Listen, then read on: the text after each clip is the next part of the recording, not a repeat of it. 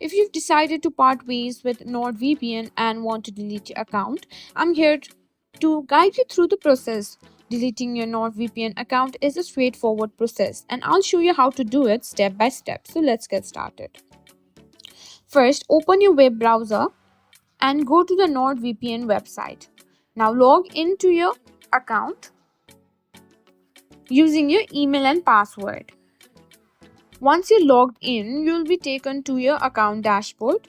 This is where you can manage all your account settings. Before you delete your account, make sure to cancel any active subscription. Now, NordVPN requires you to contact the customer support to delete your account. Scroll down to the bottom of the page and click on Help Center. In the Help Center, you can either start a live chat with a support agent or submit a support ticket. I recommend using the live chat for a quicker response. Once you're connected with the support agent, request to delete your account. They will guide you through the process and may ask for some verification details. After your request is processed, the support agent will confirm that your account has been deleted. You may also receive a confirmation email. And that's it, you've successfully deleted your NordVPN account.